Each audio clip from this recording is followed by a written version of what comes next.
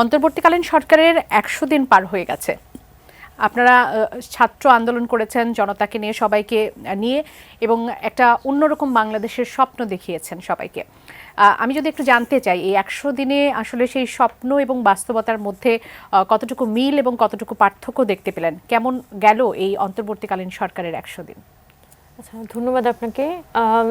অন্তর্বর্তীকালীন সরকার যে পরিস্থিতির মধ্য দিয়ে ক্ষমতায় এসেছিল, আমরা সবাই জানি যে কিভাবে শেখ হাসিনা একটা ৩৬ দিনের আন্দোলনে দেশ থেকে উনি পালিয়ে গিয়েছিলেন, এবং তার যে তৈরি করে যাওয়া যে সিস্টেম, এবং এখানে যেভাবে প্রত্যেকটা ইনস্টিটিউশনকে করাপ্টেড করা হয়, প্রত্যেকটা ইনস্টিটিউশনের যে অ্যাকাউন্টেবিলিটি সব কিছুকে নষ্ট করে একদম ভেঙে চুরে দেশটাকে রেখে উনি আসলে পালিয়ে যান। এবং পরবর্তী সময়ে যখনই অন্তর্বর্তীকালীন সরকার ক্ষমতা গ্রহণ করে, তাদের জন্য এই দেশটাকে রান করা, প্রথমত চালানোটাই অনেকখানি কঠিন ছিল। কিন্তু যতটুকু দেখা যায় যে অন্তর্বর্তীকালীন সরকার সেই জায়গায় চেষ্টা করেছে, অনেক জায়গায় অনেক পদক্ষেপ গ্রহণ করার চেষ্টা করেছে। কিন্তু যেহেতু দেশের সিস্টেম বা এখানকার যে ব্যুরোক্রেসি, আমলাতন্ত্র, সেটা যেহেতু তাদেরকে হেল্প করছে না, এখানে যে আইনশৃঙ্খলা বাহিনী, রক্ষা বাহিনী আছে, তারাও কিন্তু অন্তর্বর্তীকালীন সরকারের প্রতি এতটা সাপোর্টিভ না। যার কারণে আমি মনে করি যে সরকার যতটা দ্রুত গতিতে কাজগুলো আগে এগিয়ে নিয়ে যেতে পারত, সেই পথে অনেকটাই ব্যাঘাত ঘটেছে। শিয়া বাটার ও ভিটামিন ই সমৃদ্ধ lily glam beauty soap. Lily, always beautiful.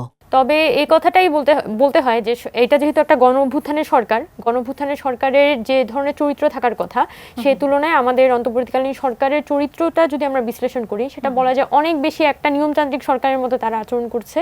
এবং অনেক সময়ই দেখা যাচ্ছে যেমন আমাদের আহত নিহতদের ক্ষেত্রে একদম তারা পাওয়ারে আসার পরপরই যে ধরনের দ্রুত তড়িৎ গতিতে একটা ব্যবস্থা নেওয়া উচিত ছিল আমাদের ছাত্র জনতা সকলকে সাথে নিয়ে, সেই ব্যবস্থাটার ক্ষেত্রে কিছুটা ঘাটতি ছিল, পরিকল্পনার ক্ষেত্রে স্পেসিফিক্যালি ঘাটতি ছিল।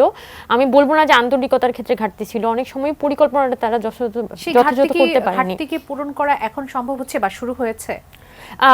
বিশেষ করে গত কিছুদিন আগে যখন শ্যামলীতে আহতদের একটা বড় পোর্শন তারা রাস্তায় নেমে আন্দোলন করেছিল, সেটার পরবর্তীতে কিন্তু সচিবালয়ে একটা মিটিং হয় ওই গ্রুপগুলোর সাথে, এবং আমাদের যে বর্তমান অন্তর্বর্তীকালীন সরকার, তাদের অনেক উপদেষ্টা সেখানে উপস্থিত ছিল, এবং তাদের পক্ষ থেকে একটা প্রতিশ্রুতি দেওয়া হয় ও দ্রুততম সময়ের মধ্যে তাদের জুলাই ফাউন্ডেশনের যে লিস্টিংগুলো করার কথা, তাদের যে টাকা দেওয়ার কথা, সে সব কিছু তারা দ্রুততম সময়ের মধ্যে সেরে পুনর্বাসন প্রক্রিয়ার মধ্যে আগাতে চায়।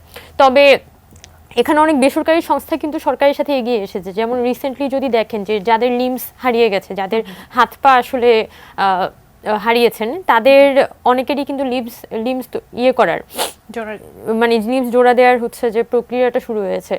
এবং এটা আমি মনে করি যে সরকার কিছু নিজে যে তার যে সক্ষমতাটা নেই, সে বিভিন্ন ধরনের বেসরকারি অর্গানাইজেশন বা তাদের সাথে হেল্প নিয়ে, বাইরের অর্গানাইজেশন, বাইরের চিকিৎসকদের হেল্প নিয়ে যদি সেটা সরকার করতে পারে, তাহলে ডিসেম্বরের মধ্যেই অন্তত এই অভ্যুত্থানে যারা আহত নিহত আছে, তাদের একদম ধাপে ধাপে তাদের পুনর্বাসন প্রক্রিয়ার মধ্যে আমাদের যাওয়াটা সম্ভব হবে, এটাই আমি বিশ্বাস করি। কিন্তু সরকারের সেটার জন্য আরও অনেক কাজ করতে হবে। তাদের একদম প্রাইমারি যে কাজটা ছিল লিস্টিং করা, লিস্টটা সম্পন্ন করা, এবং একদম পাবলিক নোটিশের মতো এটাকে সবার সামনে প্রকাশ করা, এটা খুব বেশি দরকার। তার যদি এই কাজটা তারা অন্তত করতে পারে, তাহলে কিন্তু অর্ধেক সমস্যা, 50% সমস্যা ওখান থেকে সমাধান হয়ে যাবে। প্রধানতম দাবিও যদি বলি, এটাই তো ছিল যে আমাদের প্রধানতম দাবি হচ্ছে মূলত দুইটা। একটা হচ্ছে এখানে যে আহত নিহতদের সংস্কার কথা, তাদের যে বলা যায় যে তাদের যে একটা রেসপন্সিবিলিটি সরকার নেওয়া দরকার ছিল, সেই জায়গাটা আমরা স্পেসিফিক্যালি অ্যাড্রেস করেছি। আবার একই সাথে আওয়ামী লীগ সরকার তাদের আওয়ামী লীগের সংগঠন হিসেবে আওয়ামী লীগের একটা বিচার প্রক্রিয়ার মধ্যে আনে, তাদের গণহত্যার বিচার করা।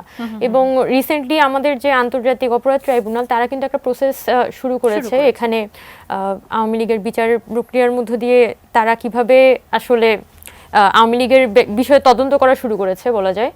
তো এইটা একটা প্রসেস, আমরা বলা যায় এটা একটা প্রসেস। কিন্তু সরকারের ওভারঅল যদি একটা জনগণের লেন্স থেকে যদি আমি দেখি, তাহলে সরকারের একদম স্পেসিফিক কোনো পয়েন্ট আপনি বের করতে পারবেন না যেটা তারা খুবই সফল বা তারা করে দেখিয়েছেন। এরকম কোনো পয়েন্ট আসলে সেই অর্থে কেন মনে হচ্ছে, সরকার তৈরি করতে কেননা এই পারেনি। সরকার তো আপনাদের নির্বাচিত সরকার বা আপনাদের প্রস্তাবিত সরকার, এবং এখানে আপনাদের প্রতিনিধিরাও আছে।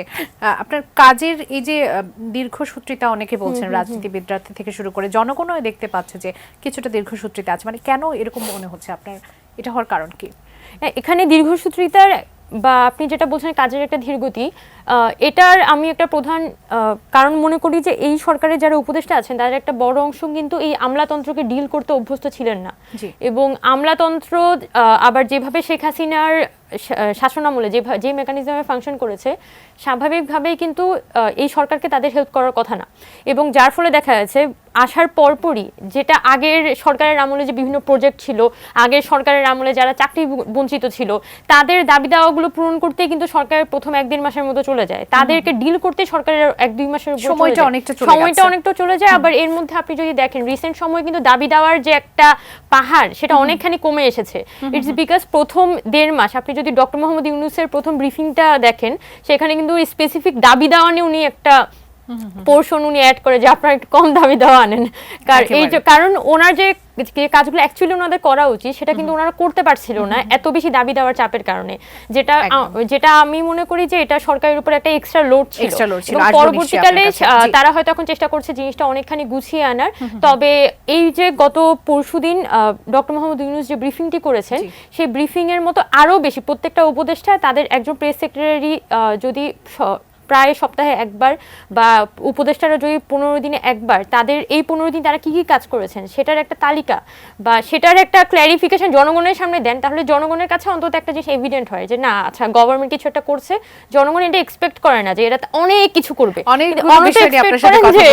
তারা হচ্ছে অন্তত সংস্কারগুলো এখানে আনবে।